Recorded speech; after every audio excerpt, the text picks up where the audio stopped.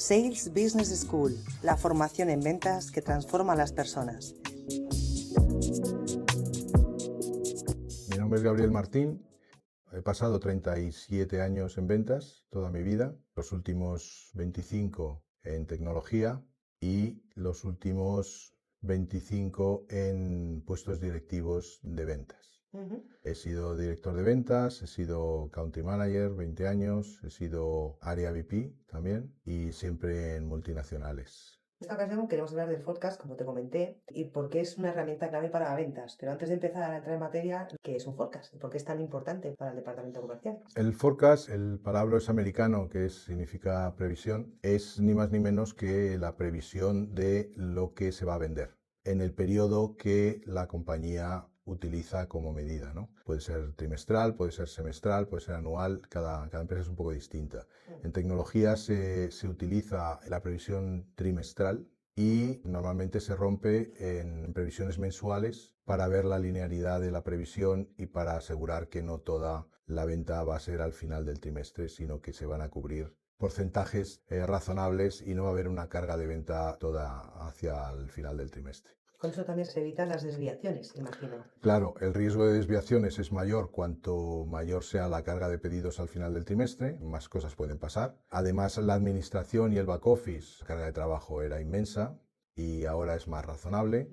Y sobre todo que además para los financieros toda la parte de ingresos y gastos no es lo mismo que haya ingresos permanentes que no que todos los ingresos sean estacionalmente empujados hacia el final del trimestre, ¿no?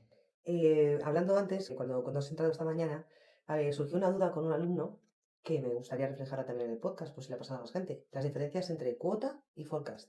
Las diferencias son muy grandes porque la cuota es el objetivo que tenemos que vender, que es el que fija las compañías a principio de año para los periodos distintos, ya sean trimestrales o semestrales o anuales, y la previsión es cuánto de esa cuota vamos a cubrir en el trimestre, semestre o año en curso.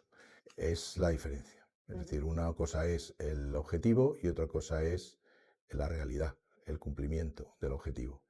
Entonces, las previsiones son muy importantes porque en base a las previsiones que se hacen al principio de cada periodo, la compañía puede reaccionar en cuanto a lo que son los ingresos y gastos. Las compañías al principio del periodo ponen unos objetivos de ingresos y también fijan unos objetivos de gastos que son correlativos. Lógicamente, si vamos a vender la mitad, no podemos seguir funcionando con ese nivel de ingresos. El forecast o la previsión le permite a la compañía ir cotejando el nivel de ingresos con respecto al nivel de gastos para poder reaccionar en su momento. Vistos así las diferencias, volvemos al forecast, que es lo que nos ocupa. ¿Cuáles son las principales metodologías para realizar un forecast preciso? ¿Qué podemos hacer para conseguir que el forecast realmente se cumpla? Bueno, a mí lo que me parece es que el origen del conocimiento del forecast o de la información que nos va a permitir hacer una previsión acertada está en la gestión del pipeline. Hablando de previsiones y de datos, me gustaría saber, en tu experta opinión, cuán importante es tener alineados pipeline y forecast, Gabriel. Pues la importancia es fundamental porque el pipeline de hoy será forecast mañana. Entonces, es una forma de asegurar el conocimiento de las transacciones y de la previsión de su cierre, exitoso o no, con más tiempo. Y sobre todo que podemos gestionar lo que se llama forecast, suele ser la previsión de cierre a corto, es decir, en el trimestre. El pipeline es la bolsa de transacciones que tenemos nosotros para cerrar en un periodo muy superior, que lo podemos romper en trimestres, semestres, años o lo que se llama Open Pipeline, que es todas las transacciones que tenemos para cerrar desde hoy hasta a futuro, ¿no? Sin límite de tiempo. Entonces, es muy importante que nosotros vayamos controlando que el pipeline está lo que llamamos limpio, es decir, que sea ajustado a la realidad, tanto en cantidades como en fechas de cierre. Porque eso nos va a dar una idea de en el futuro cuántas oportunidades tenemos para cerrar y si son suficientes o no para alcanzar la cuota, que era el concepto que hemos hablado al principio. Normalmente en el pipeline cada industria es diferente y depende también de la calidad de los equipos y de la ejecución. Un estándar de mercado son 3-1. Necesitamos 3 de pipeline para tener 1 de cierre. Entonces, si tenemos que cerrar, por poner un ejemplo, 1.000.000 de euros a final del trimestre, necesitamos al principio del trimestre partir con un pipeline de 3, porque por el camino se irán Sí, quedando oportunidades que o bien no se cierran, se pierden, o puede bien pasar esto, el ¿eh? cliente decide no hacer nada, Ujú. o bien pasan a futuro, a otros trimestres o otros plazos. Perfecto. Y ahora, dejando muy claro lo que es la importancia del pipeline, ¿cuáles son las principales metodologías para conseguir ese forecast preciso?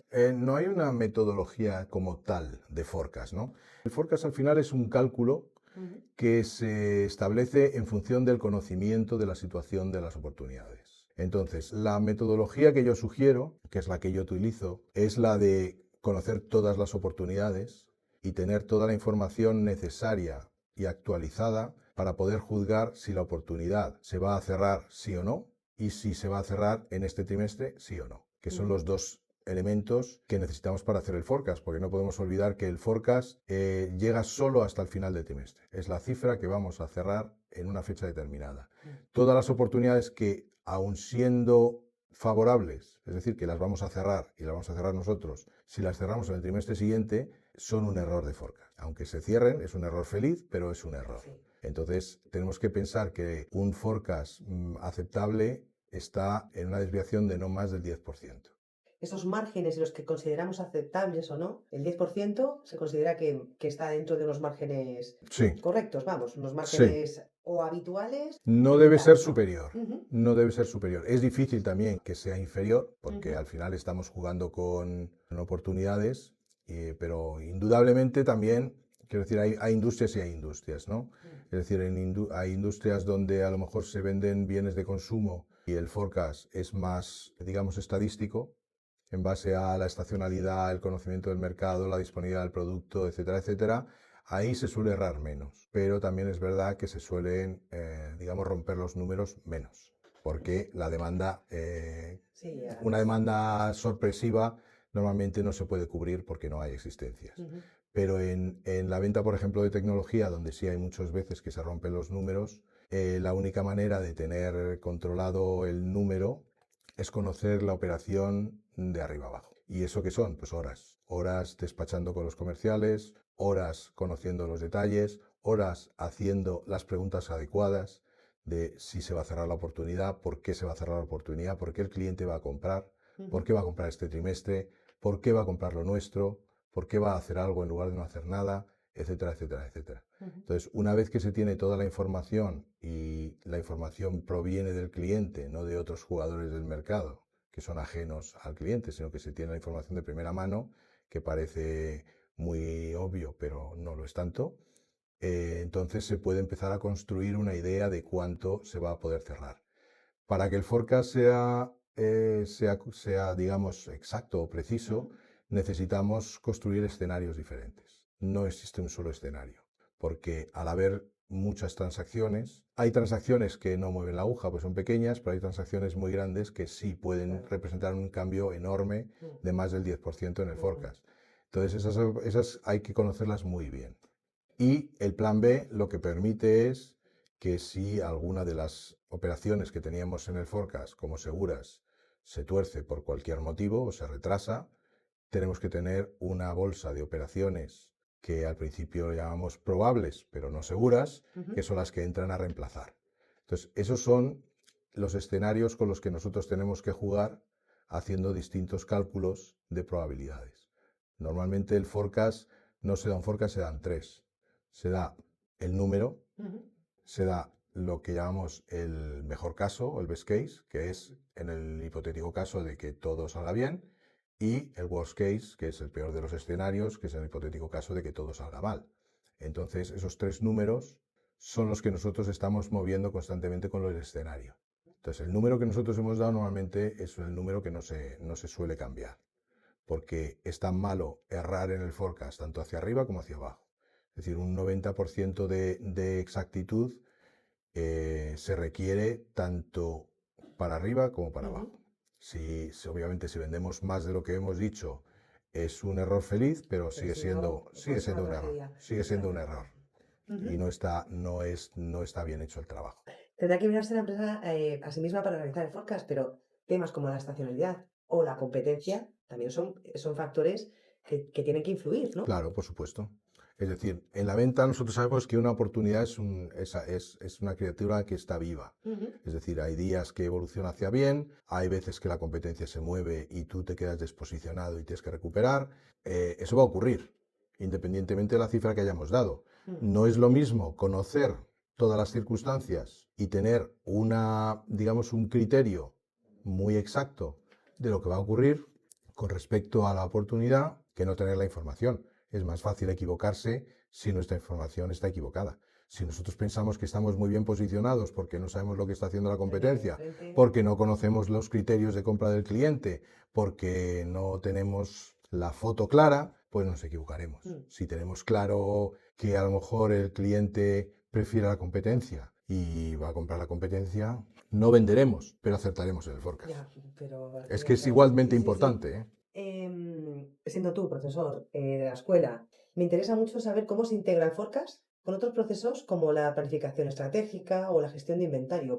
Que además antes me has hablado del stock o del inventario. ¿Cómo se gestiona todo eso para que sean unas piezas o sea, un engranaje perfecto básicamente al final? No cabe duda que eso es un elemento muy importante, el forecast, para todos esos datos, ¿no? El forecast al final lo que nos va a decir es cuánto vamos a vender, cuánto... En la venta de tecnología si es software es más simple porque no se Sí. fabrica, si es hardware es más complicado Piezas de diferentes países, diferentes cadenas de producción. porque hay que fabricarlo Claro. y no se tarda un día. Es decir, que la previsión, cuando hay una fabricación detrás, se demuestra imprescindible, porque tenemos que tener en cuenta que hay, por ejemplo, productos de consumo que vienen de Oriente, que a lo mejor están un mes o 2 meses en el porte, más el tiempo de fabricación, es decir, que la previsión de lo que vas a vender en el mes que viene está marcada por el conocimiento estadístico de lo que se ha vendido en años anteriores, por las campañas que estás haciendo, por demandas, Ujú. por el movimiento de los competidores. No es lo mismo si el competidor saca un producto nuevo Sí. que si se ha hundido en el mercado, etcétera, etcétera. Pero la previsión es la que va a marcar el stock. En ese tipo de compañías se hace una previsión a lo mejor a 6 meses Ujú. porque el ciclo de fabricación y transporte es de 3. Entonces nosotros lo que decimos que vamos a vender dentro de 3 meses lo tenemos que saber hoy porque hasta dentro de 3 meses no lo vamos a recibir. Si erramos en el forecast tendremos demasiado stock o demasiado poco. Y ya sabemos lo que pasa cuando tú fomentas una demanda que no puedes satisfacer. Estás dando cancha a la competencia, ¿no? Estás trabajando para ella. Esta herramienta que es fundamental para todo el funcionamiento de una empresa. Pero ¿por qué genera tanto debate o por qué las personas que se dedican al mundo de las ventas suelen discutir tanto el tema del forecast en foros de debate abiertos, o sea, en redes sociales, en LinkedIn o por qué está muchas veces tan defenestrada esta herramienta? Yo creo que las compañías no pueden funcionar sin forecast, porque evidentemente es la ventana al mundo, Mm. es el futuro. Todo el que fabrica o inventa o escribe o crea es para venderlo. Tienes que tener una idea muy aproximada de cuánto vas a vender, digamos, porque la venta no solamente conlleva una actividad, conlleva unos gastos y unos costes fijos. Además, en la venta compleja moderna hay muchas herramientas y muchos otros departamentos que están trabajando como soporte a la venta, como puede ser el departamento de marketing, que sabemos que es un departamento que invierte mucho dinero porque son los que hacen las campañas, la publicidad, Sí. las acciones, todo eso cuesta dinero. Para saber cuánto podemos gastar, tenemos que saber cuánto vamos a ingresar. El forecast es muy difícil hacerlo, es muy difícil acertar. Tienes que tener mucha experiencia. Al principio, los primeros años es fácil equivocarse. Con la experiencia vas adquiriendo unas técnicas y un conocimiento que te va a permitir equivocarte menos. Pero indudablemente no es popular porque es donde se juzga. Si Sí. tú has acertado, te has equivocado. Es más, puede ser paradójico que tú aciertes vendiendo de más, pero te equivoques en el forecast, con lo cual pues te vas a llevar un coscorrón habiendo hecho un gran trabajo. Entonces, por eso es polémica, ¿no? Pero yo creo que no se puede funcionar hoy en día en una compañía sin una previsión y una previsión ajustada.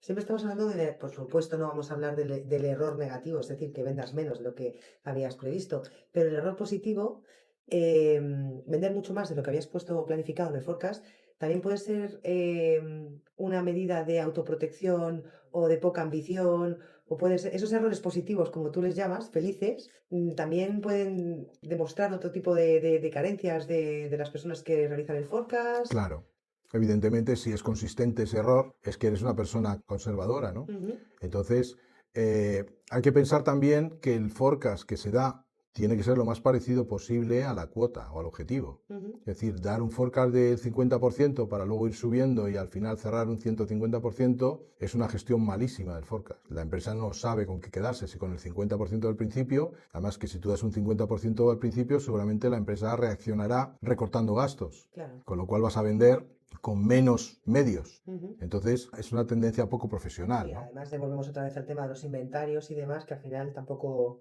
ayuda a nadie. O sea, Evidentemente, en una empresa de ese tipo, si tú dices vas a vender el 50%, pues dentro de 3 meses tendrás un inventario del 50%, llegará la demanda y estás condenado a vender 50% porque no habrá nada más que vender, no habrá existencias. ujú. Entonces, es poco profesional, es decir, es difícil, pero bueno, es que nadie ha dicho que la venta sea fácil y que forecastear sea fácil.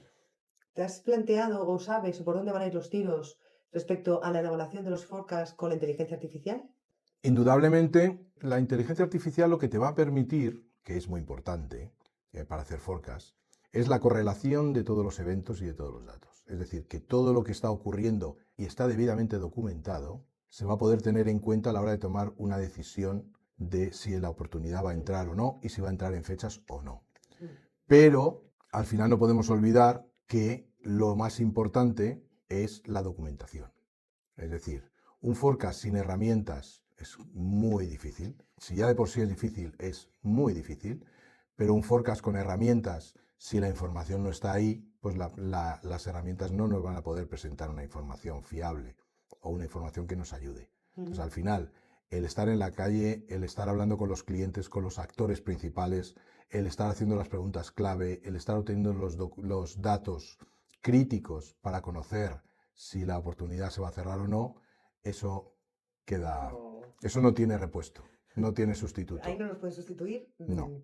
de momento y por mucho tiempo. Para finalizar, Gabriel, me gustaría si me pudieras hacer un pequeño resumen o para quienes nos estén escuchando, explicar algún caso de éxito tuyo, algún anecdotario después de toda tu carrera profesional, algo que te haya marcado respecto al forecast y que pueda servir a los que nos estén escuchando. Bueno, yo creo que una de las cosas que lleva detrás el forecast, yo me recuerdo un anuncio que había sobre un tenista, ¿no? Que decía que para ejecutar el golpe necesitaba una fracción de segundo, pero para poder ejecutarlo bien necesitaba 15 años de práctica, ¿no? Pues esto es igual, o sea, el forecast semanal que se da, el mejor síntoma es que haya las menos preguntas posibles por parte de la persona que te está pidiendo el forecast, porque eso quiere decir que el forecast está claro, conciso y documentado. Mm. Pero yo normalmente he estado en esa situación, no he recibido muchas preguntas, pero sí es cierto que para preparar esa sesión, que suele durar 10 minutos a nivel ejecutivo, tardas 3 días de preparación semanales, no 3 días una vez, 3 días a la semana. Semana tras semana. Semana tras semana, sobre los dashboards, sobre los deals, sobre las operaciones, haciendo reuniones con los comerciales, preguntando detalles, volviendo sobre ello, visitando clientes, entendiendo la situación, conociendo los productos, conociendo las cuentas, conociendo el mercado, la competencia, etcétera, etcétera. Muchísimas horas de dedicación para esos 10 minutos que parece fácil, pero tiene muchísima ciencia y muchísima preparación por detrás. Por eso, precisamente por esos 3 días y no por esos 10 minutos, el margen que me has establecido antes era como máximo el 10%. Sí, O sí, sea, precisamente ahí es donde se quedan reflejados esos 3 días de trabajo. sí, los 10 minutos, 10% parece mucho, Ujú, pero es muy poco. ujú. Es decir, es muy fácil Sí, equivocarse. puede mover la aguja para un sitio o para otro, pero Es muy realmente. fácil equivocarse. Pero ese es el tema. Es decir, de 5 días, yo 3 los dedico al forecast. Es decir, forecast tampoco es en sí. El forecast es la culminación. Es la culminación del control de las operaciones.